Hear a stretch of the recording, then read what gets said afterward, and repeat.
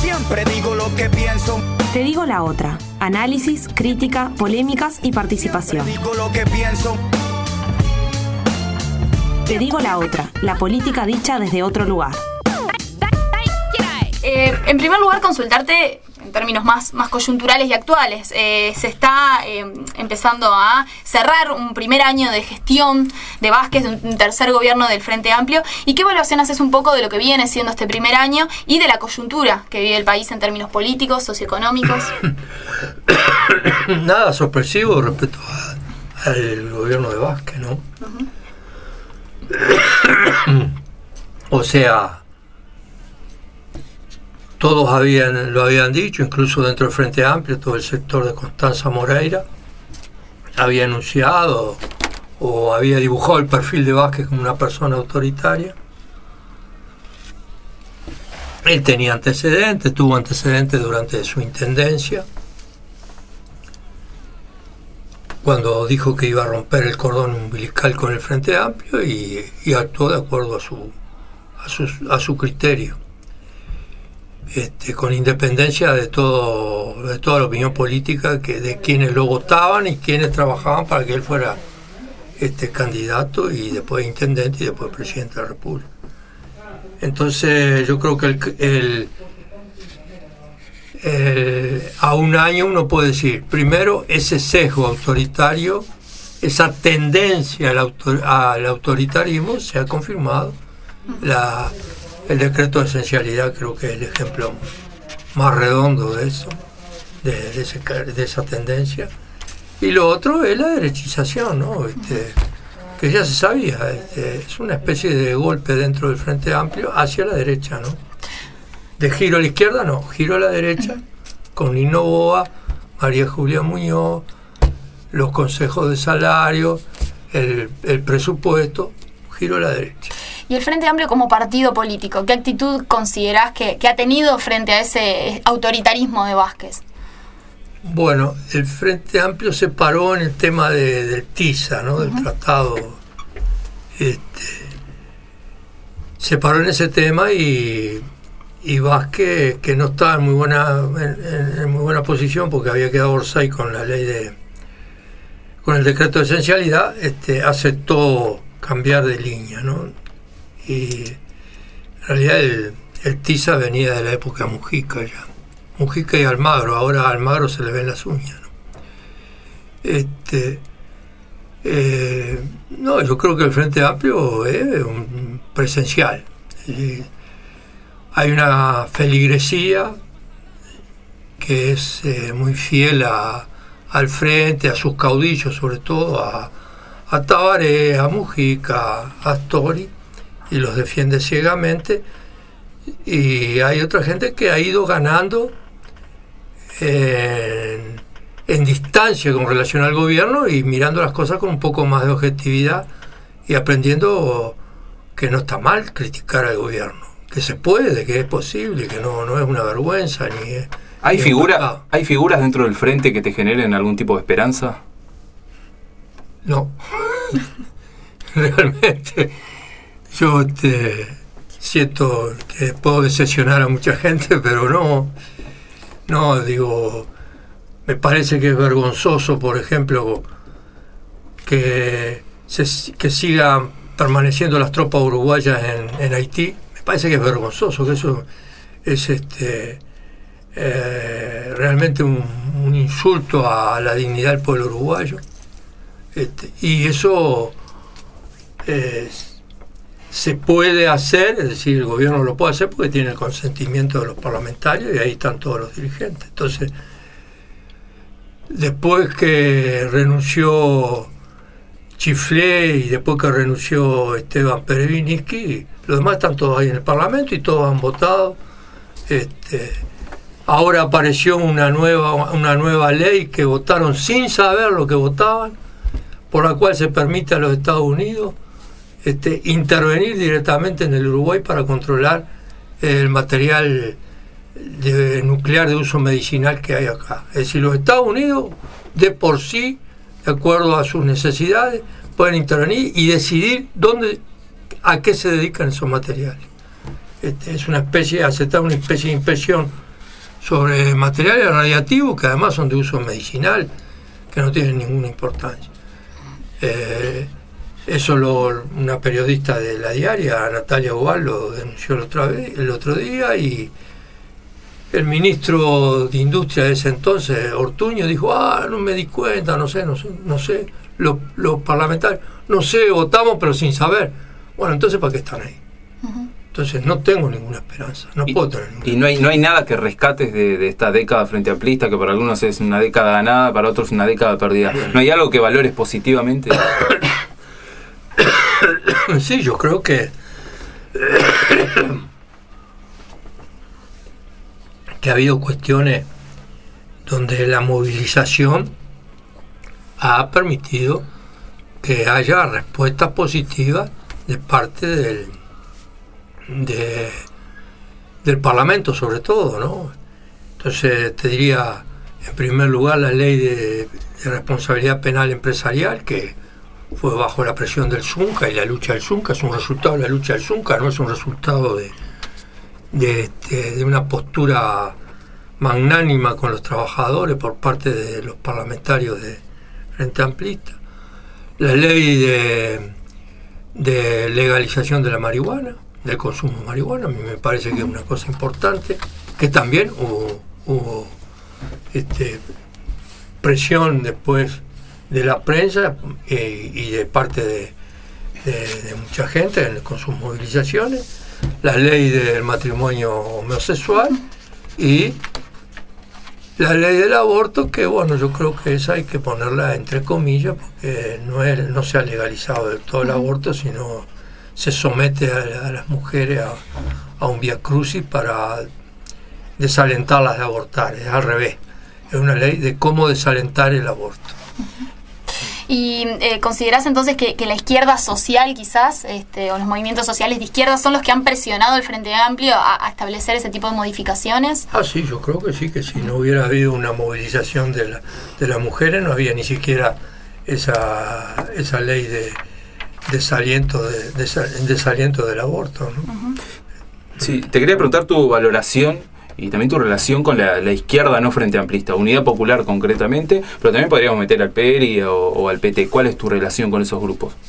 Bueno, con el PERI, con el compañero Vega, tengo una buena relación personal, una persona que me parece de mucho coraje, pero hay algunas opiniones, como cuando defendió la pena de muerte, por ejemplo, que no comparto con él para nada. Pero es un luchador, ¿no? Es un luchador ahí en Pajas Blancas, medio vecino mío. ¿Qué lucha? Yo en realidad, frente al tema electoral, te podría hablar más bien en general, ¿no? Yo creo que una izquierda que tiene una intención revolucionaria, una intención de luchar por la liberación social de los trabajadores, por la emancipación. Esa izquierda tiene que imbricarse en el movimiento social, ¿no? Y tiene que estar muy atada, muy ligada, muy metida, muy integrada a todas las luchas sociales. Y en momentos así de retraimiento, de reflujo, cuando las ideas revolucionarias están cercadas, en el Uruguay están muy cercadas, de eso es otro tema del cual podemos hablar después, cuando la idea revolucionaria está muy cercada, el gastar energías en ir al Parlamento y hacer campañas electorales, pelearse por los puestos en la lista, tener todo ese fárrago de discusiones y cosas por quién va primero en la lista, segundo, tercero, a quién le corresponde esto, a quién le corresponde lo otro. Y después lograr un diputado y tener una presencia testimonial en el Parlamento, yo creo que es un gasto de energía tremendo. Creo que si hubiera un aluvión del movimiento social, si hubiera un crecimiento de la lucha popular, entonces ahí los parlamentarios cumplen un papel. Lo cumplieron los primeros parlamentarios del Frente Amplio, como Selmar, como Álvaro Bayo, como el doctor Enrique Erro, y lo cumplió Sartú en su momento también, porque, bueno, venían subidos al empuje del movimiento social. Entonces ellos estaban ahí representando la lucha popular. Entonces, ¿considerás que ese problema que hay hoy, digamos, respecto a la izquierda, la no existencia de izquierda en el sistema político uruguayo, es un problema del sistema político uruguayo, de las democracias liberales como están constituidas? Y yo creo que las democracias están bastante decaídas, ¿no? Están bastante... ¿Dónde hay mucha democracia hoy en día? Bueno, se habría que discutir primero qué es la democracia. Sin duda. La democracia es como un gobierno donde participa la gente, donde es consultada, donde tiene una intervención en las decisiones, donde el poder de decisión está descentralizado realmente en las organizaciones sociales y a nivel territorial también, ¿no? ¿Y hoy hay algún modelo a nivel latinoamericano o mundial que vos consideres que sea más democrático, que sea esa democracia? Hay tentativas de hacerlo que están bastante mediatizadas, pero que son tentativas. Uh-huh. En Cuba hay una tentativa, en Venezuela hay una tentativa. Después la democracia, la cuna de la democracia, que es Europa, Grecia, que es la cuna de la democracia, no hay democracia, ahí gobiernan las corporaciones transnacionales, ¿no? Gobiernan los bancos, gobierna el FMI, gobierna el Consejo Europeo, es decir, gobierna el capital. Y los parlamentarios y los gobiernos pueden ir hasta donde les permite las corporaciones. ¿Eso es lo que ocurre en Uruguay para ti? Y hoy día en Uruguay está pasando eso, ¿no? Es decir, yo sé que viajan mucho a Japón, a París, el Pepe hace no sé cuánto, no sé si volvió, no sé cuánto que salió, fue por Turquía, París, Turquía, Colombia, es decir, y en esos países los reciben como realmente bajo palio, ¿no? Pero acá ellos lo que hacen es obedecer el mandato de los inversores extranjeros. Abren las puertas, es lo que hace Story, ¿no? Tenemos que ser prudentes, tenemos que volcar las cosas contra los trabajadores, no le podemos dar un peso más a los funcionarios públicos, no le podemos dar un peso más a la enseñanza, no le podemos dar un peso más a la salud. Ojo con que los trabajadores de la industria privada se pasen de la raya y vayan a cobrar un poquito más porque después se vuelcan los precios y se nos va la inflación de la mano. Que paguen los trabajadores las consecuencias de la crisis. Entonces aquí lo que manda el capital. ¿Y por qué la gente al momento de votar vota eso, elige eso? Y porque yo creo que el voto no acumula, por eso no estoy en el Parlamento. Yo creo que el voto no acumula. Es decir, cuando hay un movimiento de lucha, como fueron en los 60 o como fue en determinado momento en los 90, y me refiero al caso de Sartú, que hay una parte del movimiento popular que está luchando, entonces ahí hay un voto consciente. Es decir, la gente que está luchando en la calle sabe lo que vota. La gente que estaba en los asentamientos en los años 90, la gente del conflicto del Zunca de 83 días, la gente del conflicto de la enseñanza 50 y pico de días, la gente que fue despedida de FUNSA, la gente que fue despedida de Onda, el conflicto tremendo que hubo en Cuxa, esa gente sabía lo que estaba votando. Y votó de acuerdo a esa conciencia. Y en los años 70 también hubo un sector del pueblo uruguayo bastante grande que votó sabiendo lo que decía.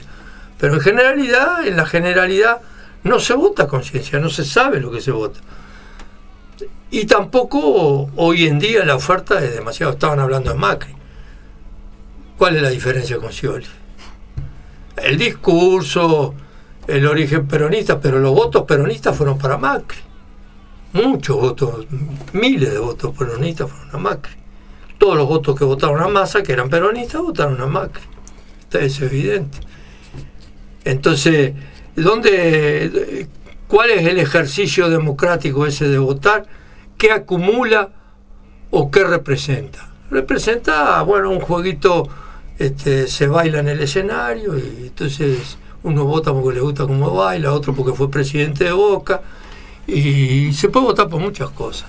Pero conciencia de saber a qué representa, qué proyecto de país representa y qué clase social representa, nada, no tiene nada. Pero siguiendo tu línea de razonamiento, organización popular para que eso después se traduzca en voto.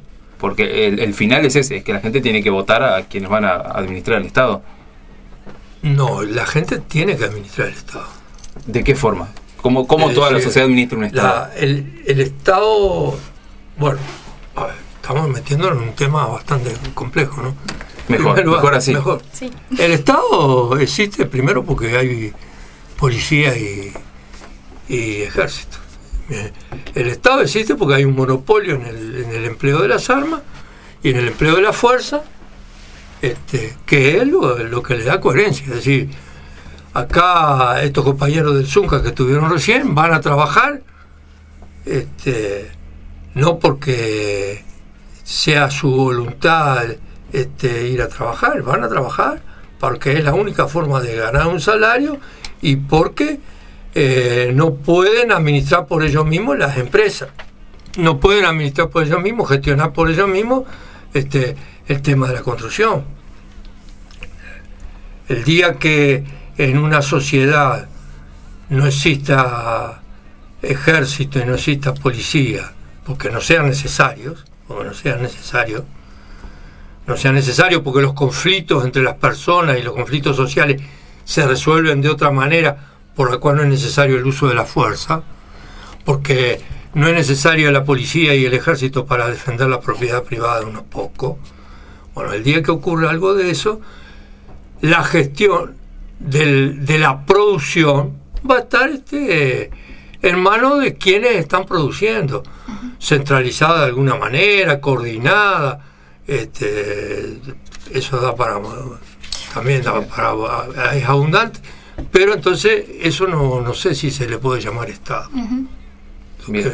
Pero es una sociedad en la cual, al no haber explotados ni explotadores y al no haber unos que dominen a los otros y que opriman, esa sociedad no necesita policía, no necesita, que es el eje del Estado. Policía y ejército es el eje del Estado. O sea que el Estado nació sobre la base de la existencia de un ejército y de una policía. El Estado Nacional en todos los países. Bien, pero vos coincidirás conmigo en que eso que estás planteando es, por menos visto desde hoy, de 2015 Uruguay, puede ser un planteo utópico. Ahora, en este presente, en el 2019 elecciones, da lo mismo gane quien gane. ¿Cómo decir un planteo utópico? Yo le discuto siempre. Claro, en Santa Catalina me tienen como loco. Porque creen que soy loco. Pero, ¿qué más utópico que apostar al capitalismo? Por favor. Pero ¿cuál sería hoy el camino hacia esa...? ¿Qué más utópico que tener? ¿Qué mayor utopía que esa que nos dice el Frente Amplio? Un capitalismo donde se limen las aristas más duras del neoliberalismo. Que se pueda humanizar y que los señores capitalistas, dueños de sus empresas, de su capital, que juegan a ganar y cuyo único interés es el afán de lucro, esos señores sean buenos y contribuyan a la sociedad, responsabilidad social le llaman, ¿no? Eso es utopía, porque eso es desconocer la realidad de que el capital quiere mayores ganancias, quiere reproducirse y que los que son sus fieles servidores son unos terribles hijos de puta. ¿Y cuál sería hoy el camino hacia esa organización social que tú planteas? Y bueno, yo creo que forma parte de lo que venimos hablando, ¿no? El camino es la lucha social, ¿no? Eso también suena un poco, no sé si la palabra no es utopía, pero un poco loco, ¿no? Un poco fuera de lugar en este Uruguay donde está todo tan descaecido, ¿no? Donde hay un repliegue tan grande de los luchadores sociales y donde yo creo que todos estos planteos de lucha y de resistencia, de buscar salidas para terminar con la explotación, para desarticular el Estado, todos estos planteos han sido acorralados, ¿no? Es decir, creo que acá en el Uruguay incluso es peor que en la Argentina, peor que en Brasil. Yo ahora estuve en San Pablo.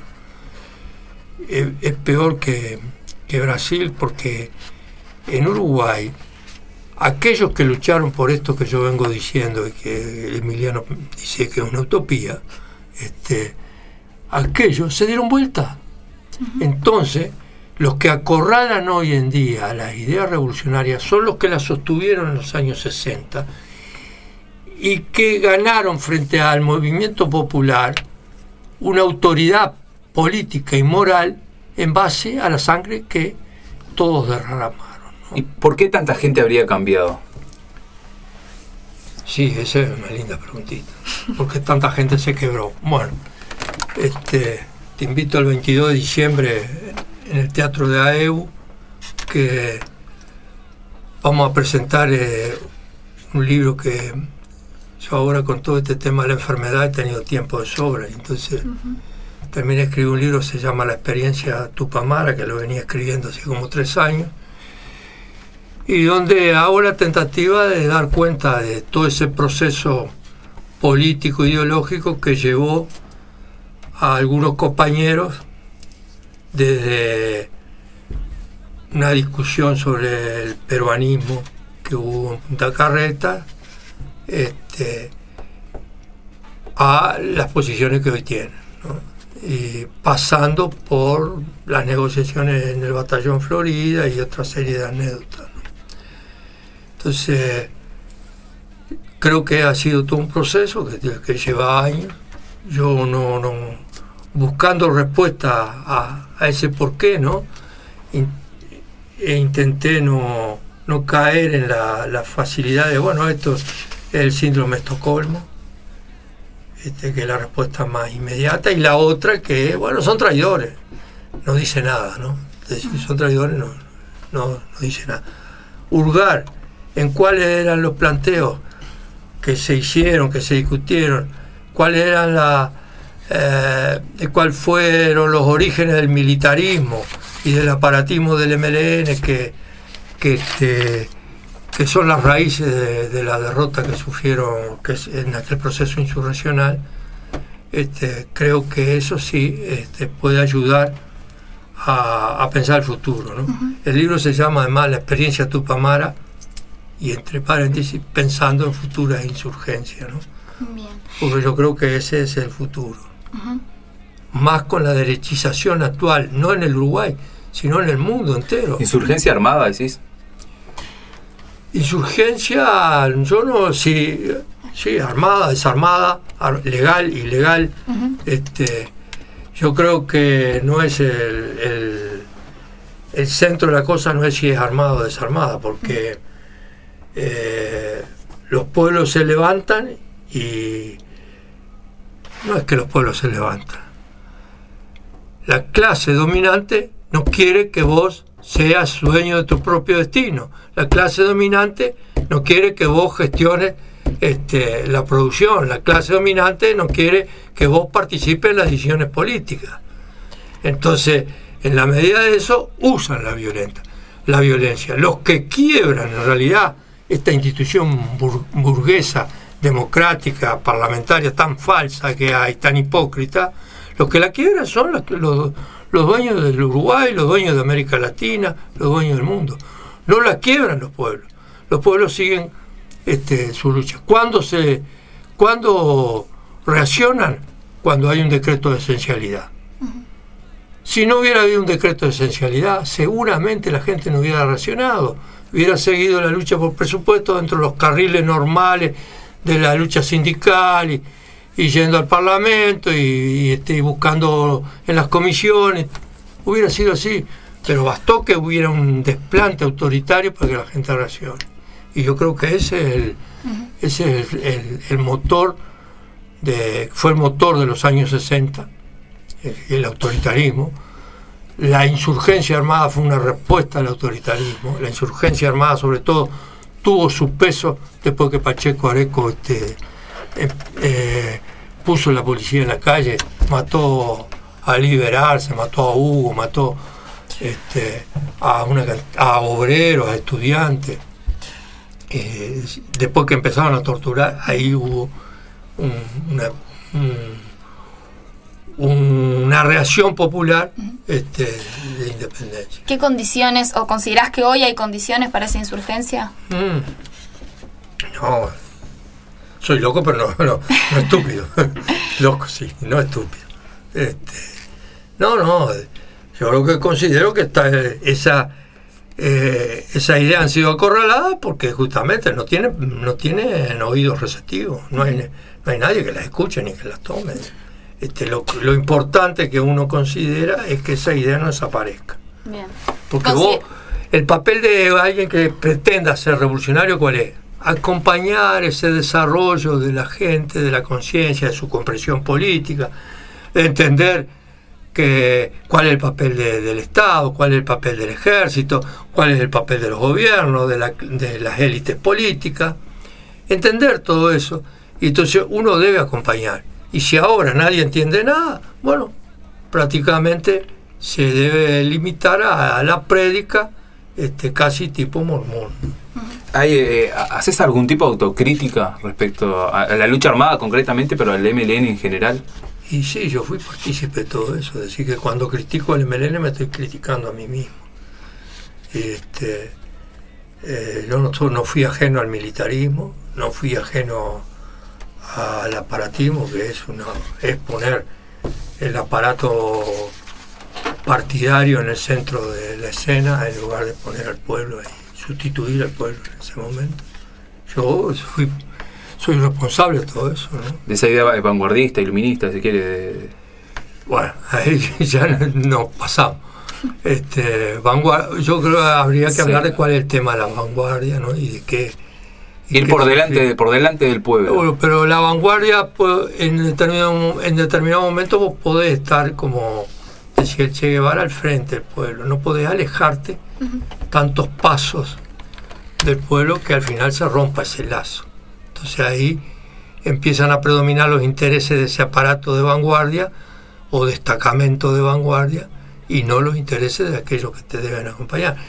A su vez, en momentos como los actuales, vos estás en la retaguardia, vos tenés las ideas revolucionarias, podés hacer los planteos, podés hablar de reforma agraria, podés hablar de más presupuesto para la universidad, pero estás en la retaguardia.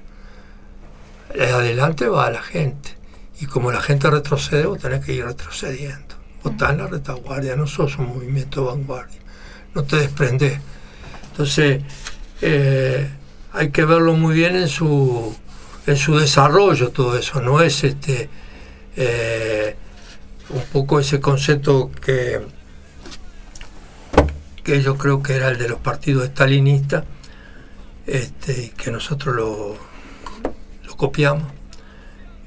Que es ese concepto que es el de adelantarse a los acontecimientos y bueno, pretender hacer la revolución por ti solo y no que la revolución la haga el pueblo. Es decir,